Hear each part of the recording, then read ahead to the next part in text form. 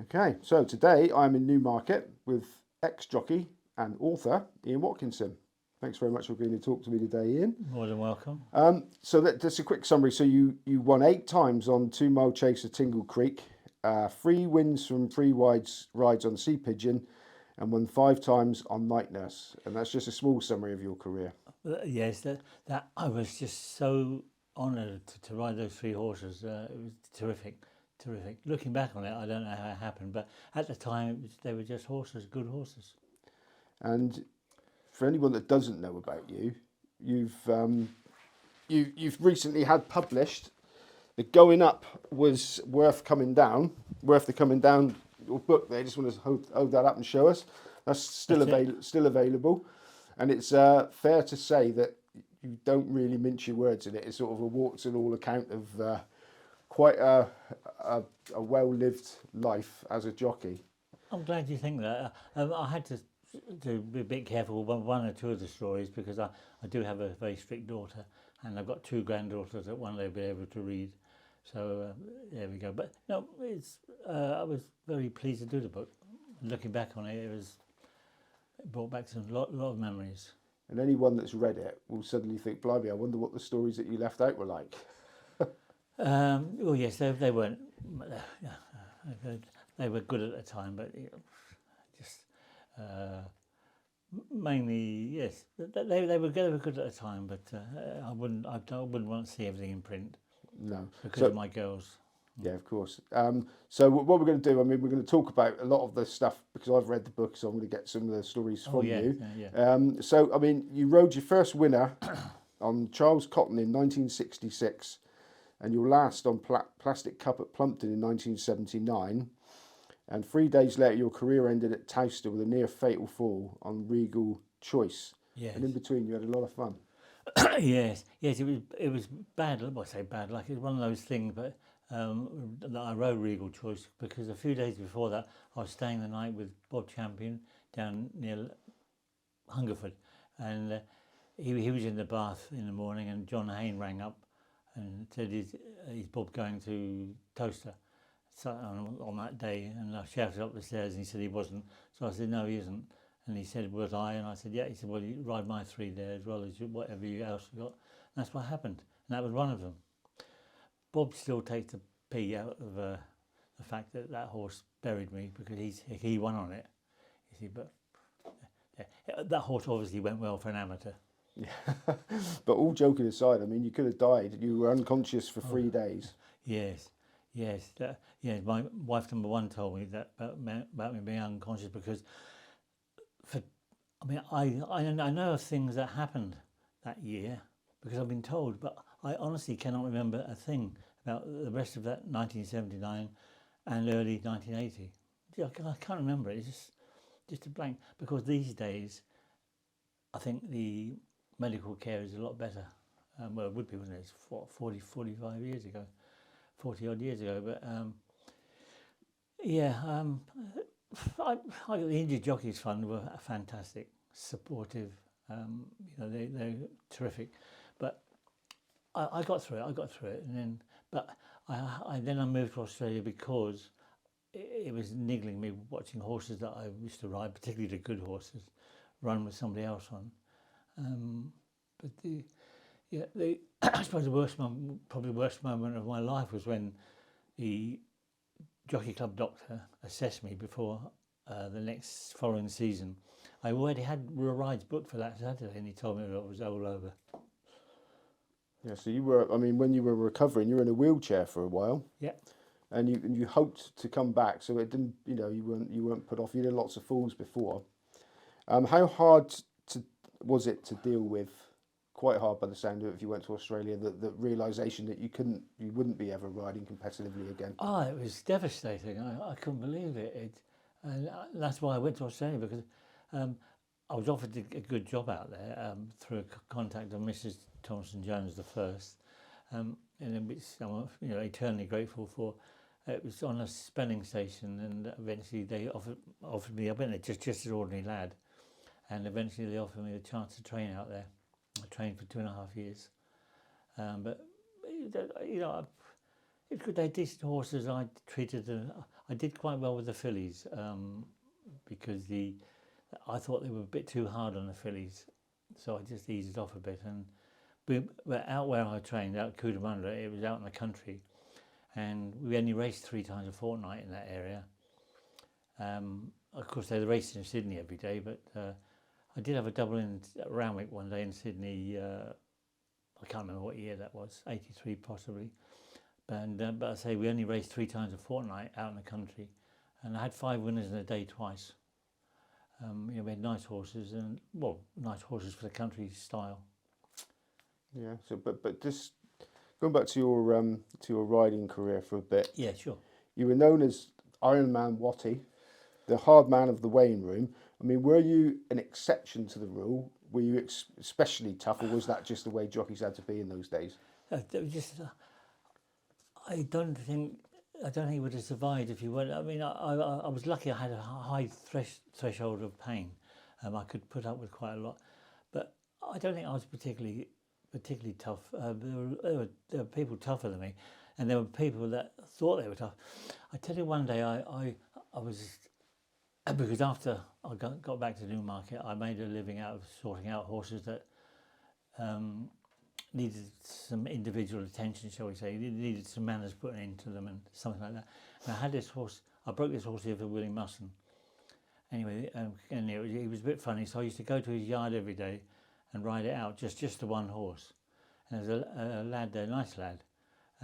He was the right size for a hurdle jockey, and he said he'd like to have a go. So I had a horse at the time, an ex-race horse that jumped really well. And so I said to him, you could have a go on that.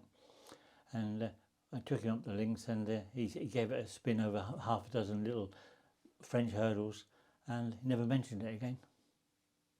Because one of the hurdles, the horse was a bit of a long way off, and he lifted very early, took off a long way back. But I knew he was safe. I wouldn't have put him on it. But it's a pity that lad didn't go into it, because he was the right size and shape. And was this was after you'd had your accident? Oh yeah. So you've been back on horses. Oh Christ! Yeah. So it didn't put you off at all. Not at all. No, I still used to ride schooling for people. In fact, I rode my last bit of schooling when I was 54, and I ended up on the floor. The trainer said to me that he said, "I think this could make a 3-year-old hurdle. Will you give it a spin?" So I did, and it was a right. And I had a lead horse with me. And anyway, it was really awkward. I was knocking him about and to get him to jump. And anyway, the lad on the lead horse suddenly said, "I thought he'd be like that." I said, "What do you mean you thought he'd be like that? Has this been tried before?" "Oh yeah," he said. "We were up here a few days ago," he said, "but the boss told me not to tell you because you might be less positive." No, I'm assuming that you were told that you couldn't ever ride again as a jockey. Oh yeah. Because if you fell, you would potentially kill yourself. Either kill myself, or even worse, be left in a wheelchair for the rest of my life. Just the worry of that didn't ever put you off. No. I was schooling this horse, and anyway, and then as I picked myself up off the floor with that horse, I thought, if I had got hurt, which I hadn't, I was bruised, cut or whatever, and I thought people think I'm an idiot, so that's it. Yeah. So and I gave it up there and then. Well, before the fall that ended your career, you broke. This is just including what you broke: a nose, collarbone, arm, wrist, leg, pelvis, sternum, and vertebrae. Was there ever a point after any of them when you thought, "Oh, bugger this"? No, never. No. I broke my nose 4 times over the years, and I did have several breaks of collarbone. No, I never. No, I was just stubborn, perhaps.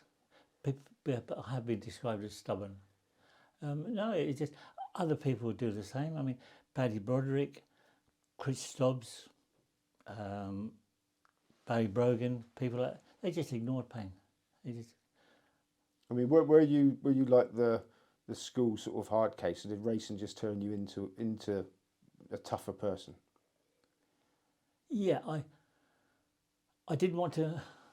Yes, I just adored jumping, racing, and the only time I ever deliberately missed a ride was one day at Worcester. there'd been a lot of racing off. It'd been really wet ground, and by some miracle, Worcester had been on, and there was 9 or 10 races. And I had several rides in the first few races, and then I had a 3 or 4 hour race break, and I had one ride in the last. And I did actually tell that chap that I couldn't ride that horse, and it was a bit of a lie. And the horse had not a hope in hell anyway, and he'd only used me because I was the only one available. So I missed out that one. And there are 2 reasons. One was the horrendous drive home through the traffic, and the other one was I wanted to make sure that I got home in time to see the Benny Hill show. We were talking before we did this, and you told me a story about when you broke a knuckle. Tell us that, because that was... Oh yes.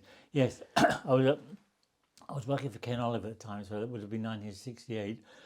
The chap who trained near Ken Oliver, he got me to ride these 2 horses. Well, before I rode one for him, and before I rode the second horse, which was a novice chaser, I had a fall, and they'd taken a passing horse had clouted my hand and taken the top of my knuckle, and looking down on it, it looked like the inside of a boiled egg. You know, it was it was pretty painful, and it was bleeding quite a bit. And I got hold of a trainer. I said, look, I don't think I can ride that horse in the next race. And he said, well, what have you done? And I said, look, so I showed him the finger, and he said, that's not but a scratch. He said, get weighed out. And did you get on in the race? Oh yeah, I rode the horse. Yeah. It was painful, but that's it. It's one of those things. You just got it done. Yeah. And I've read that you were the sort of jockey that would break a collarbone and still go out and ride, that sort of thing. How often would that sort of thing happen? Was there no sort of being passed by the doctor or anything?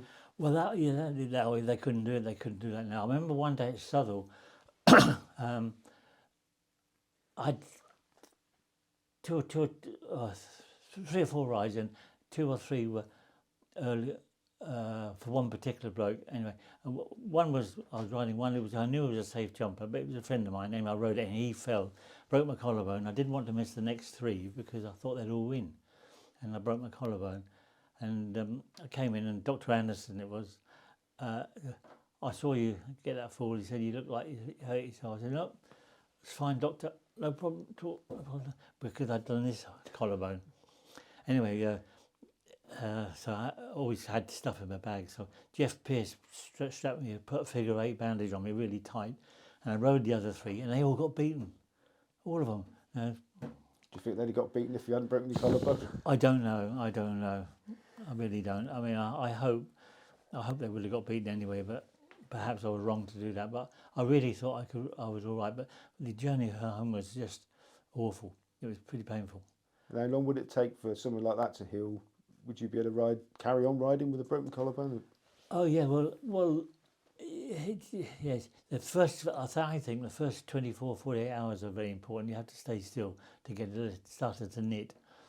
I remember in '76, I was looking forward to riding a horse for Tom Jones in the Oxford Grand National, and I broke my collarbone a few days before, and he said to me, I rang him up and told him, but I said, but I'll be all right for Saturday.